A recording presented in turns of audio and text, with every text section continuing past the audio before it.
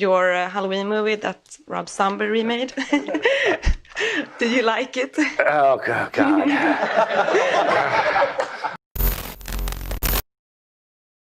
These videos are satiric reviews. You don't have to agree, but don't bitch about it. Hey there, I'm social injustice warrior Infuso, and this is Rob Zombie's Halloween.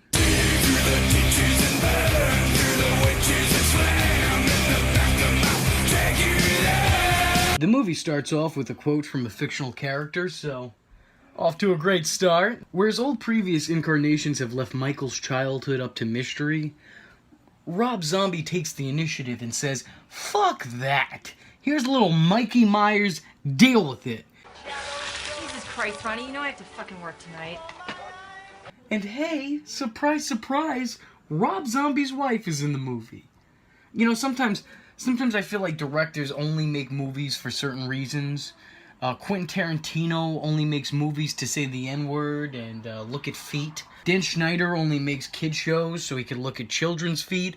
And Rob Zombie only makes movies so that someone gives his wife work. That new waitress over at the Bingo Lounge, she can give me the freaky eye. I hope she likes cripples. Bitch. Hey, the next season of Shameless is actually looking pretty good. She didn't fucking loud mouth.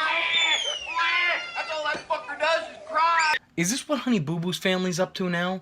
Because I haven't caught up with the last couple seasons.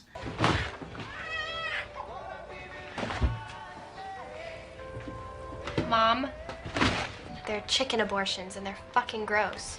They are not chicken abortions. You know what an abortion is. What a big happy family we got here. You ever see the National Lampoon series? It's like this entire family is all Cousin Eddie on meth. Man, that bitch got herself a nice little dumper. What did you just say?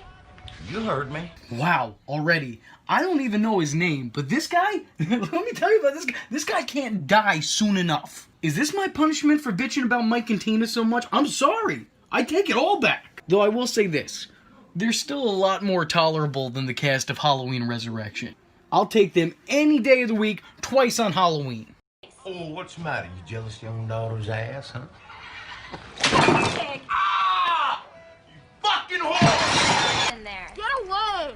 Hey, get your ass downstairs and wash your hands, you little Not 2 minutes in, and Michael's already killing animals. And from everything that I've seen of him from the last movies, I'd say it's pretty on point. Sounds like our boy. There he is! Yours, he needs some serious discipline. I mean, he runs around like a little bitch. No, you leave him alone. So we're shown more of Michael's abusive household. His overworked mother, his scumbag stepfather. Keep your hands off him. Give me a fucking break. He's probably a queer. He's gonna grow up, end up cutting his dick and balls off and changing his name to Michelle. Good morning, Michelle, my belle. And his cunt of a sister. Elvis died. I had to flush him. What'd you do to him? Stroke him to death? Elvis. Get. I'm not listening! Bad combination. Just overall, just bad. Just bad combination. Morning, Boo. Morning, baby. You see this? As soon as this heals, I'm gonna break it again on your fucking face. Enough, all right? Follow this up with constantly getting bullied by the kid from Spy Kids, and what you have is the perfect masked murderer cocktail. I heard your sister got caught selling blowjobs in the bathroom. I heard they had to pump the cum out of her stomach. Hey, Mikey, how's your mom doing? You know, my old man said that for $1 she'd rub her tits on his face. Shut up. And that wasn't a joke either. That's really little Junie Cortez. Don't worry, Michael. He's not always a dick. He's just practicing for his role in World's Greatest Dad. Do something together tomorrow. Yeah, like build a rocket? Sure, if you want to. That's retarded.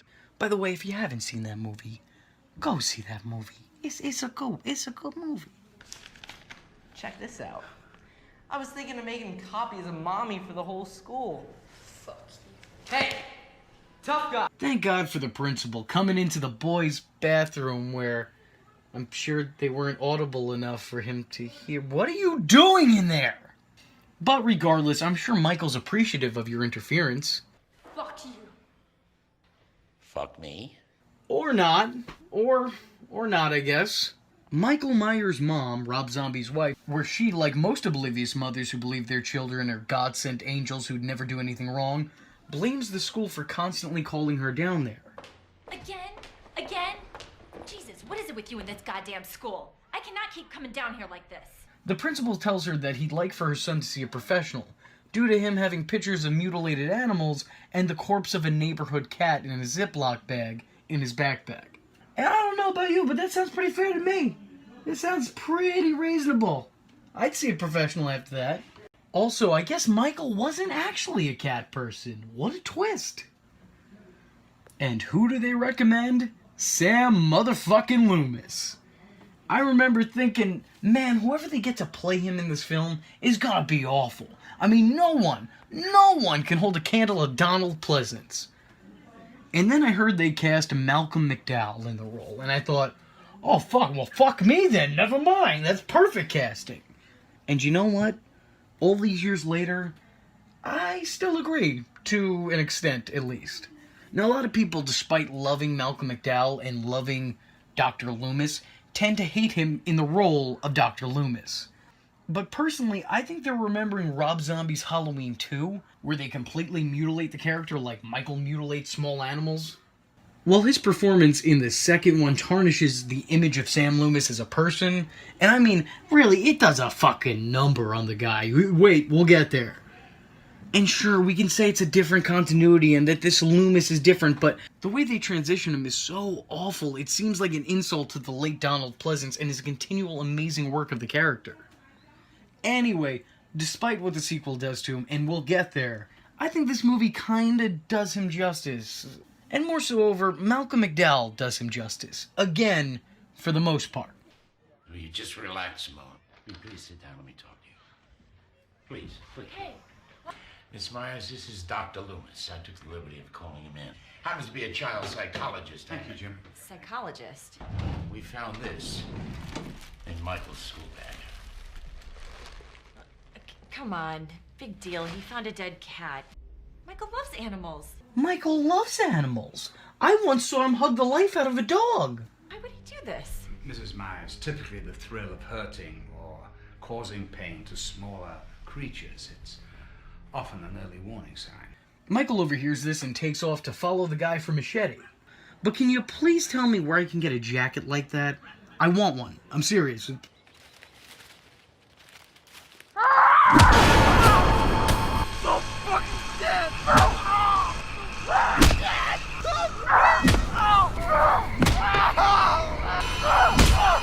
You know what? On second thought, you can keep the jacket. I'm sure I can find one without bloodstains on it somewhere. But thank you anyway.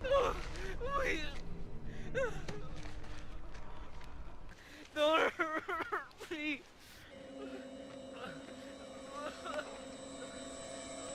And it's there Michael takes his first human life. But I think he made a mistake, because now Alexa Vega's gonna be coming after him. Cat killer. Make you feel like a real badass motherfucker killer, huh?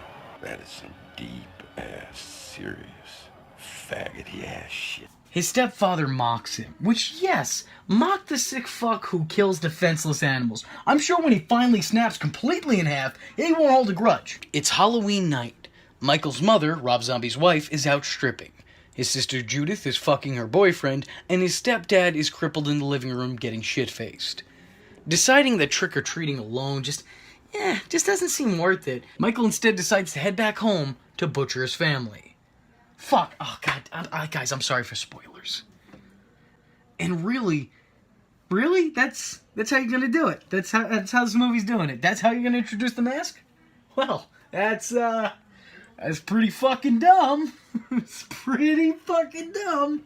Also, who wants to fuck with a Michael Myers mask on? I mean, I don't mean to kink shame, but actually, yeah, that's exactly what I'm gonna do. Who fucks with a Michael Myers mask on? Also, again, here we are with that fucking mask with little to no explanation of what the fuck it's supposed to be, but we're balls deep in this saga already, so honestly, at this point, I don't even give a fuck.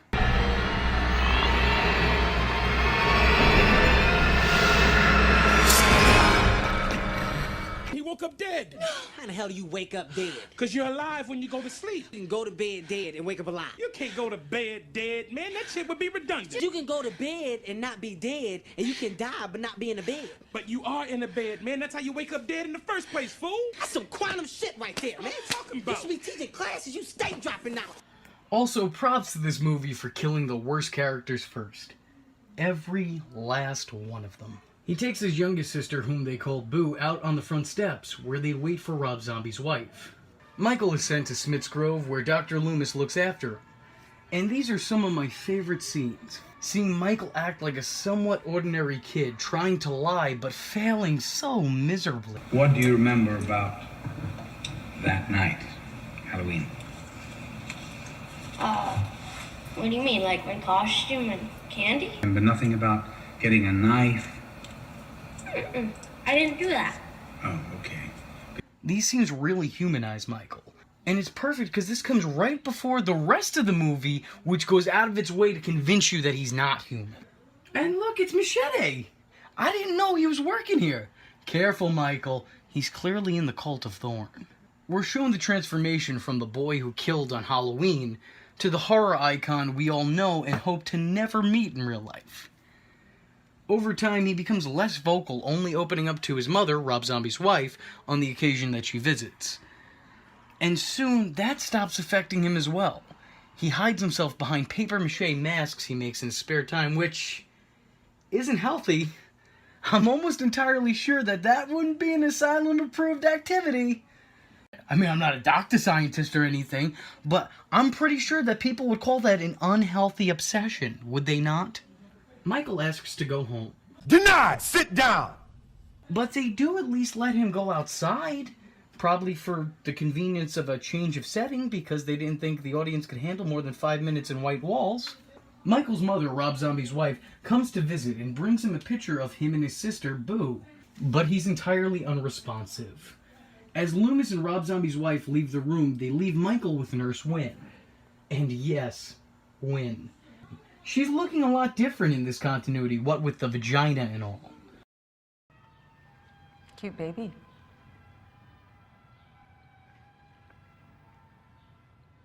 Couldn't be related to you.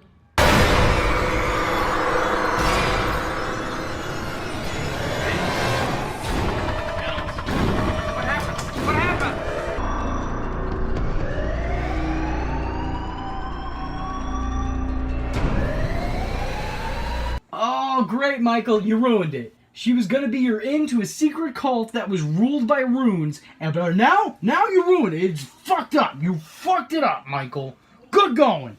Well, apparently all this is too much for Rob Zombie's wife to take because she kills herself. Cut to 15 years later, Machete's finding out that his new coworker is a bit of a hick. You're a hard worker. Most of you people are.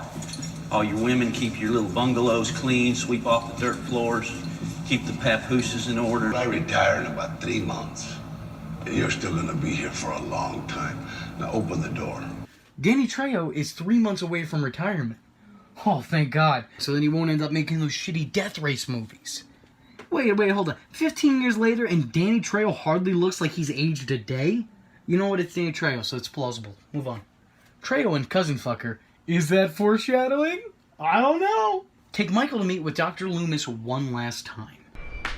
Let's go, fucknut. Time to go. Hey, don't touch those. What? He doesn't like it when you touch him ass. Sorry about these chains, Mikey. What do you mean you're sorry about these chains? You got feelings for this big idiot? Is that what it is? What's the dick going on, Ishmael? What the fuck? Who, after 15 years of trying to get his patient to speak, is now leaving his side. That's loyalty right there. He put 15 years in. In a weird way, you've become like my best friend. A few moments later. Behind these eyes, one finds only blackness. These are the eyes of a psychopath. He's my best friend, best of all best friends. Do you have a best friend too? Hey, you should get a best friend too. Cousin Fucker, working the night shift, invites his cousin, oh, told ya, over to help him rape one of the patients. And again, no, that's not some shitty joke. That's just a really uncomfortable scene. And then they get the idea to take her into Michael's room, which, as anyone who's watched this series knows, is a bad idea because, say it with me now, Michael ain't no cuck. Michael pays them no mind until they start touching the masks on his wall and mocking him the way his stepfather used to. At which point, he kills the cousin fuckers in a way that still makes me think that they got off far too easy. I mean, the rapists, shouldn't they get, like, castrated somehow? I don't know about you, but I prefer my horror movies with poetic justice, thank you very much. That guy from the failed George Lopez show shows back up and finds the massacre Michael's left behind. Being that he's the only human being that's treated Michael with any kind of human decency and kindness in the last 15 years, you'd probably think that he'd be spared. But you thought wrong.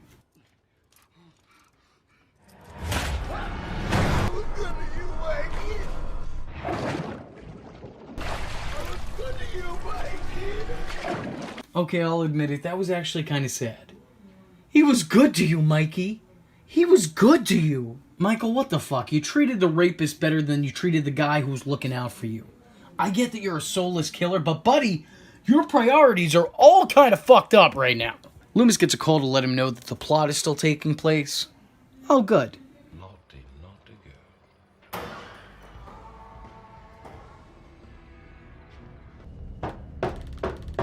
Hey, buddy, just give you a heads up. I got a Taco Deluxe Supreme talking back at me, so I'm gonna be a while. Let me pass this beast in peace.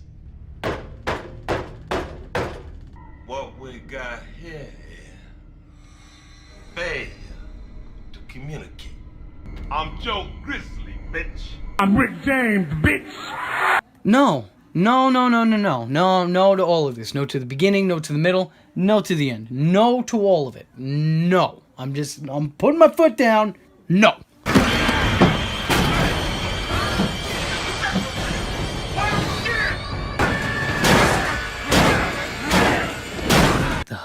Well, it looks like Joe Grizzly just met the hunter.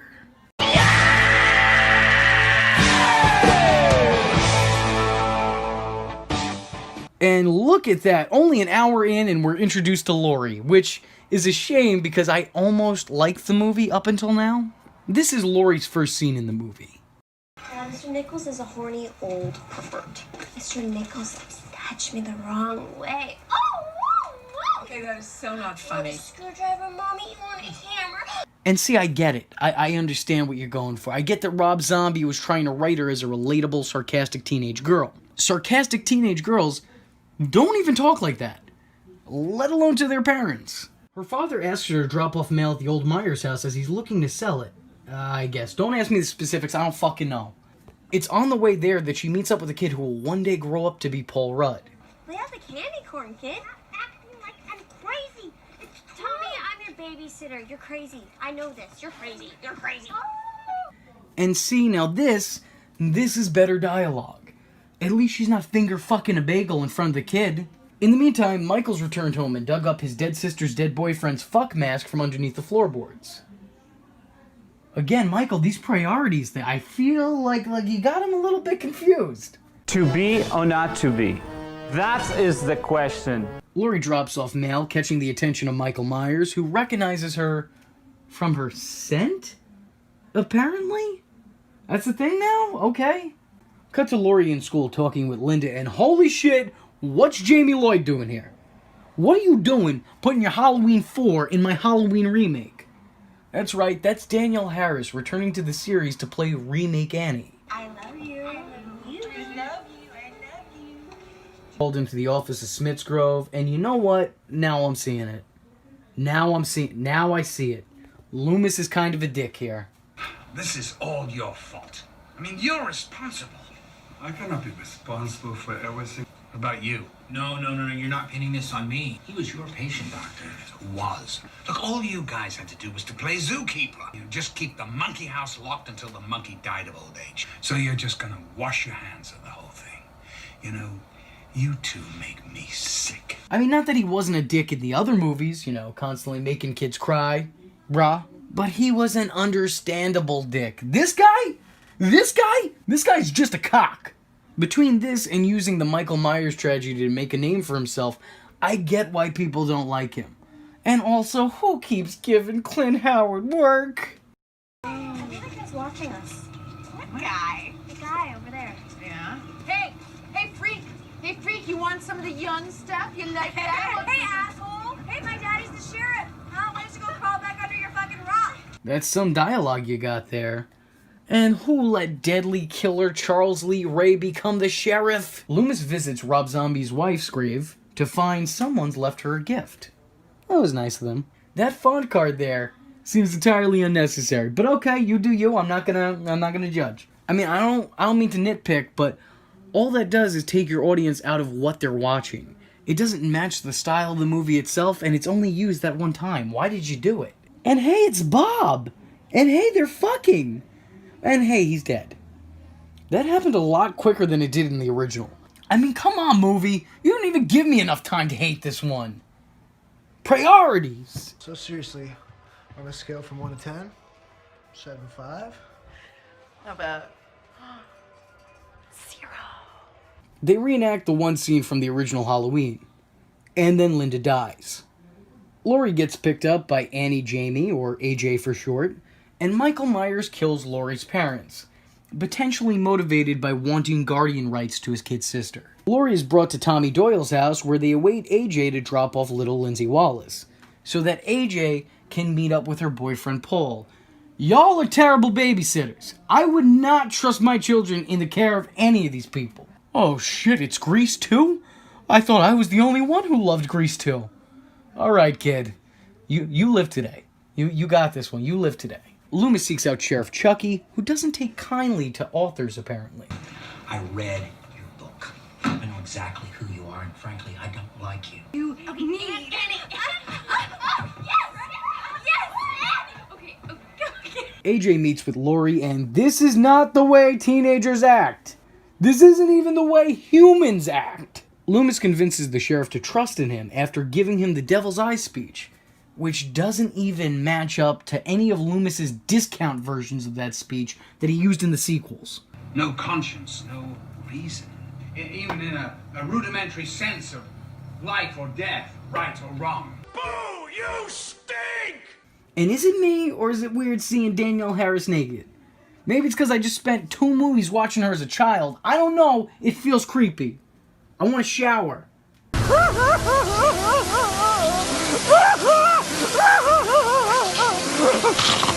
Well, luckily, Uncle Michael's here to take care of that, killing Paul, who should honestly just be thankful that he was even seen in this movie, as he was just a name in the original, so. Laurie leaves to take Lindsay home, leaving Tommy home alone, and holy shit, you're a terrible babysitter. In the sheriff's car, the sheriff gives more backstory exposition, which I don't even really think is necessary. We probably could have filled in some of those blanks on our own. Whatever. Laurie and Lindsay arrive at Lindsay's house to find a dead Paul and a dying Jamie. I mean AJ. And clearly, he was a Halloween 3 fan. Laurie sends Lindsay to run back to Tommy on her own, and once again, dude, you're a terrible babysitter. I'd sooner trust Michael with my imaginary children than I'd trust any of you. You're all awful. Laurie calls into 911, the reports come up on the sheriff's car radio, and Loomis and Brackett head to Lindsay's house. Michael appears again and chases Laurie out of the home. She runs back to Tommy's, immediately endangering the children's lives, and dude, I'm sorry, you're fucking fired. You are so fucking fired, it's not even funny. The police arrive and say the coast is clear. Michael takes a bullet, but responds with multiple stabs. Michael breaks through the door and grabs Laurie before exiting, presumably to head to the tip top of the Empire State Building.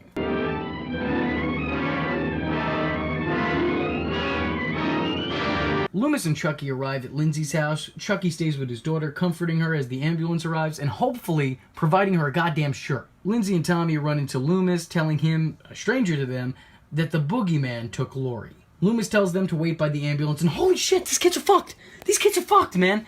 Is there no one looking out for them? Here, wait over there, run back to your house. Someone fucking call CPS. Michael's taking Laurie to the attic of his old house. Note I said house and not castle. Halloween 5. Are you paying attention? I'm making sure you are. It's there that she finds Rob Zombie's wife's tombstone and her friend Linda. And suffice it to say, she's looking a lot less lively. Boo! You stink! Michael appears from beyond the shadows, kneels down, and hands over the picture his mother left him. The picture of baby Boo and Michael. He even goes so far as to unmask himself in front of her. Laurie protests that she doesn't know who those people are before noticing the knife on the ground in between them. She plays along for a moment before taking a stab at him, rendering him unconscious. Just like the first movie, stab wounds equal nap time. Laurie struggles to break free as Michael chases after her, and this dude can just walk through walls now? Was he the fucking Kool-Aid Man?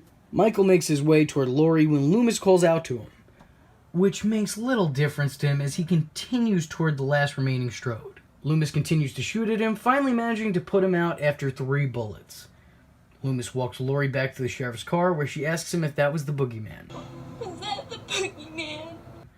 And Loomis responds, As a matter of fact, I do believe it was. Just like the fuck? Michael takes Laurie once more, gets her into a headlock as Loomis tries communicating with her. After further thought, he tosses Laurie aside and crushes Loomis's skull. Laurie breaks through the wall and crawls with her injured leg to what she hopes is safety. They have a cat and mouse game that goes on a bit longer than it probably should, but then again, I guess this is still in the realm of the Michael Myers character, because in the other continuities, he was a fucking champ at hide and seek. Laurie finds Loomis and tries to comfort him. Michael spots this and the chase is back on. Loomis tries to have a say in the matter, but Michael quickly reminds him that he's the same guy who threw Wolverine off the Statue of Liberty. I love this shot. It's almost like Michael's the annoyed neighbor who's banging up on the ceiling, to tell his upstairs tenants that they're being too loud. Goddamn kids, turn off that heavy metal nonsense! I've had enough of Who Stank! Michael meets with Laurie again, and I shit you not, drops his knife and Goldberg spears her out the window. She lands on top of him, however, making him take most of the impact.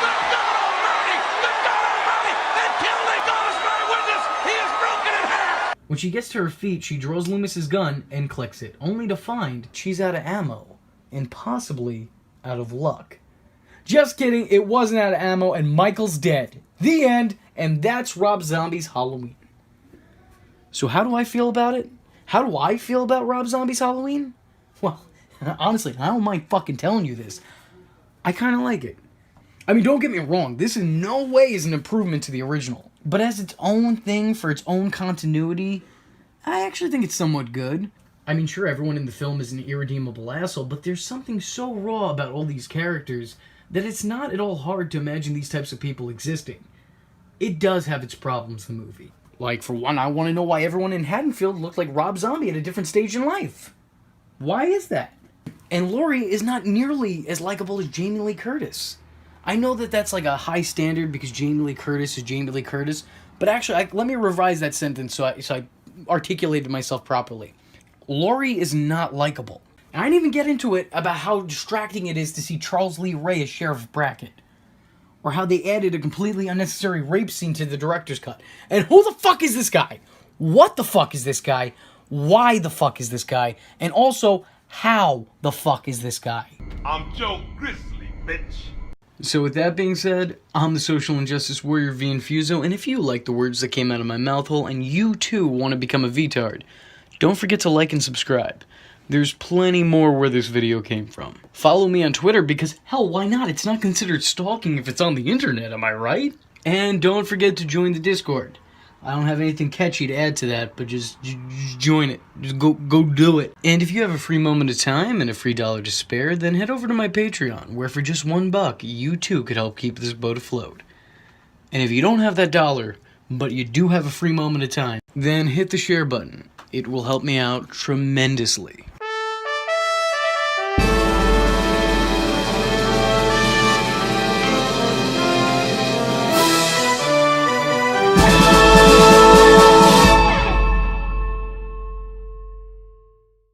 VTards, oh.